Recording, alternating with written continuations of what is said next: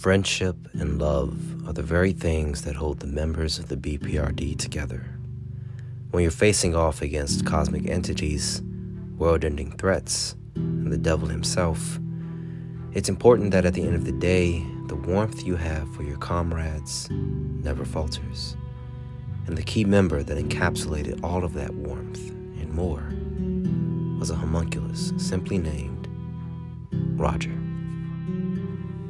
Roger's story begins with his birth in 1533 by a German philosopher and alchemist by the name of Adele Mistras. His studies as a student in Wittenberg would lead him to discover a copy of the Flamma Reconditus, translated from Greek to mean the secret fire, an emerald tablet which is said to be the legendary stone that fell from Lucifer's head when he was cast out of heaven.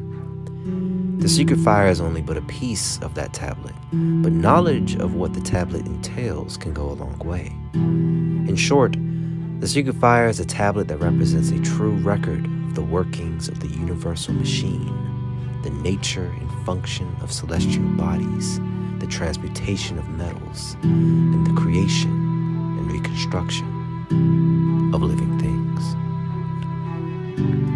This text became a starting point for Mistras' experiments in creating homunculi.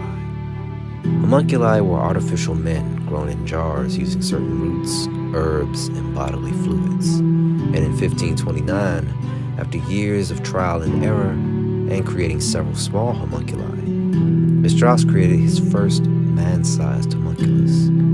He would tend to it and keep it a secret until his fear of religious authorities caused him to poison the creature and throw it into a well. 4 years would pass, and Roger, his second, would be born. Roger was grown in a jar at Sega Castle in Romania and was brought to life with a bolt of lightning directed through an iron rod placed in a hole in the center of his chest. The bolt would give life to Roger for 3 years, and within those 3 years, Mistras would work with him, teaching him to read and speak. But alas, the electrical charge will begin to slowly fade, and Roger eventually stopped moving. Because Mistras saw this homunculus like a son, he couldn't bring himself to destroy him. So he sealed Roger away in Sega Castle laboratories before heading west once again. In 1565, the Inquisition found Mistras in the town of Albi in France and threw him into prison. During his arrest, he swallowed the key to a box that contained all of the information on his research and laboratories. His trial would never come, but a ghost from his past would. Somewhere in the world, his first man-sized homunculus had willed himself back to life and went in search of his creator. He found Mistras in the French prison, where he told him of the location of the box that contained his notes and locations for his multiple laboratories. Soon after, his creation would strangle him to death and rip the key from his stomach. The origin homunculus would then travel to Albi to recover the notes. He learned of Roger and what happened to him, but did not seek to find him. But instead, he sought to finish the work of his father. He would travel to Romania and set up a lab in the burnt ruins of Capitanini Monastery, where he would work diligently in peace.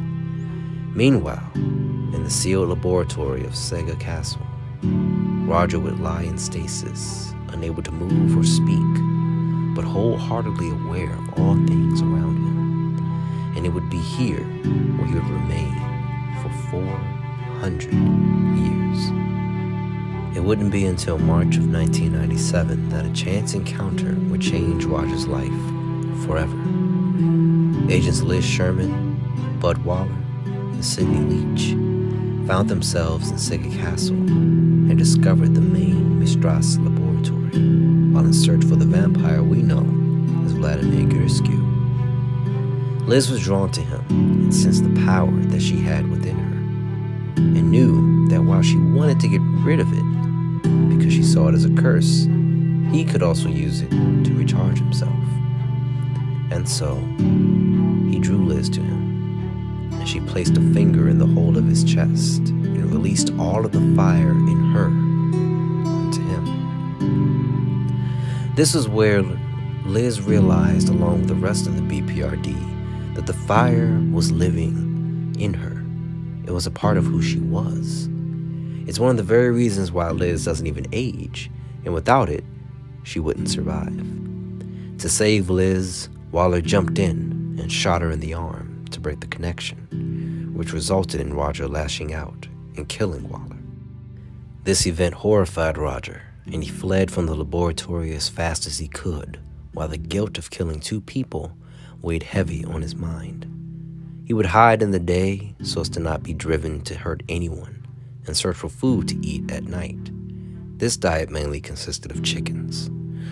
Unfortunately, he would kill again, this time a dog that attacked him while he was trying to hide, and his guilt for taking another life would grow even more. His memories of Bible passages taught to him by Miss Strauss had caused him to twist his guilt into a religious passion. This drove him to steal a large cross from a chapel, climb into the mountains, and begged God to destroy him for his sins. Roger's knack for chance encounters would come into play once again, and his calls would be answered, not by God, but by his older brother, the Origin Homunculus. He spent centuries perfecting the work of their father, and even managed to create smaller homunculi to help him by grave robbing, all in an effort to finish his great work, a giant body. He invited Roger to join him in that body. There they would be one forever, never to be alone again, or as he put it, to build, grow, climb, to crack wide the celestial vault and rake there for secret knowledge. And well, we all know how stuff like that turns out. Roger's guilt led him to reject his brother's offer. The harm he had done to Liz was something he could never forgive himself for. He can't be happy knowing how much he made her suffer. The Origin Homunculus took over the body for himself and did battle with Hellboy, who was on his way there to recover the fire that had been taken from Liz while she lay dying in a hospital. The giant and Hellboy conducted a ferocious battle, but when it looked like the giant was about to kill Hellboy, Roger begged his brother to give him a second chance. The giant swallowed Roger and used Liz's fire to destroy his brother's giant body, thus destroying his only family, but saving Hellboy in the process. With Roger's brother dead, he wanted to be left alone, but Hellboy needed him to do one last thing: return the fire to Liz. On his way back to the hospital, Hellboy had given Roger his official name, and moments after, Liz had died. His fire brought her back to life. With the fire now gone, Roger returned to his almost lifeless state and was put in the hands of the BPRD. For several months, BPRD scientists would study Roger, and after learning everything they could about him from the outside, decided to take the next step in his autopsy by dissecting him. However, Roger's chance encounter comes to his aid once again, and Abe Sapien, being no stranger to the dark side of BPRD research, snuck into the lab, rerouted the power, and shocked Roger back to life. Over the next few years, Roger became a more wholesome part of the BPRD. He proved himself as an asset to the Bureau. His innocence and childlike demeanor made him a good guy whom everyone liked. He was quick to learn and eager to fit in. His superior strength and durability put him in league with Hellboy, who he looked up to. And in November of 2000, Roger was made an official BPRD agent. The BPRD implanted a generator in his chest to replace the hole. But unknown to Roger or his friends, the generator contained an incendiary device large enough to destroy him should he ever get out of control again. In February 2001, Roger and Hellboy would go on a mission to Hunt Castle to intercept a Nazi space capsule that was sent to space 61 years prior.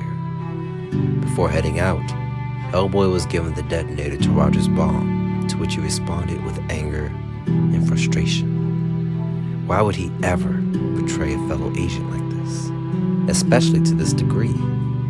But alas, Hellboy was forced to accept the situation. At the castle, the mission progressively went from bad to worse, as most BPRD missions go.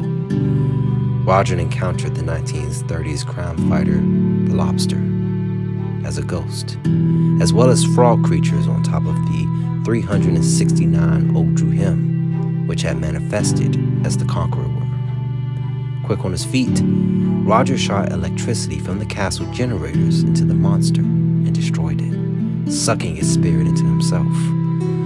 Roger tried to fight its power as much as he could, but its strength was just too great. He begged Hellboy to use the bomb detonator on him to destroy the creature once and for all. But being the good man that Hellboy is, he refused.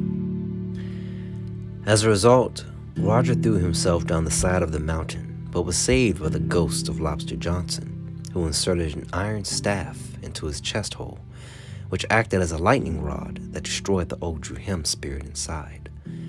The BPRD gave him a new generator without a bomb, and Roger was restored.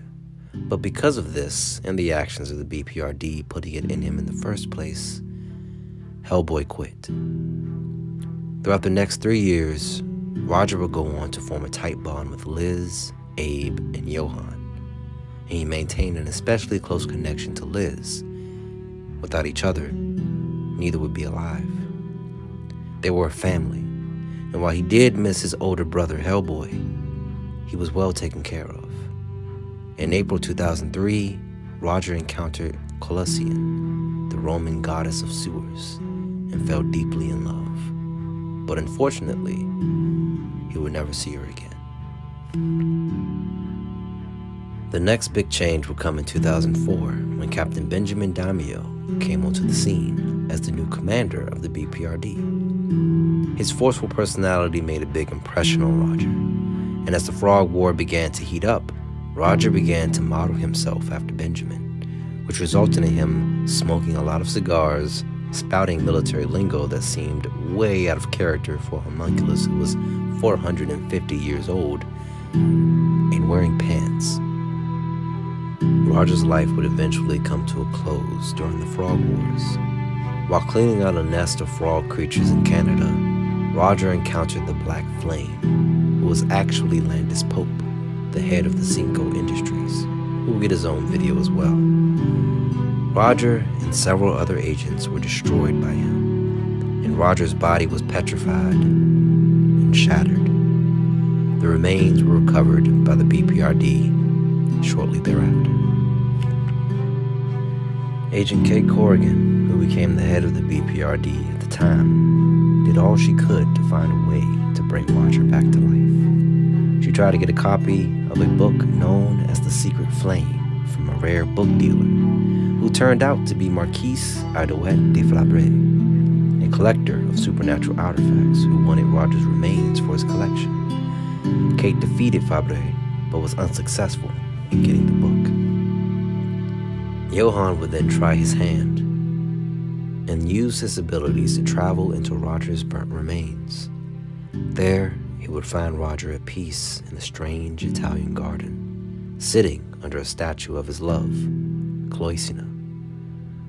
Johann asked Roger why he was lingering in the garden instead of moving on, to which Roger explained that since he was never human, there was nowhere for him to go to, and that he liked it in the garden.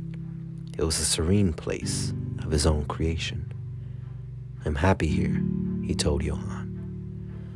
"It's peaceful. No enemies I need to kill. I didn't like all that killing. I didn't like how easy it became for me." Roger's one request of Johann was to be buried like a man, even though he knew he wasn't one. Johann agreed, and to protect the grave, they put Roger's remains under a fake name with a short inscription from the Book of Job that reads, "Great men are not always wise."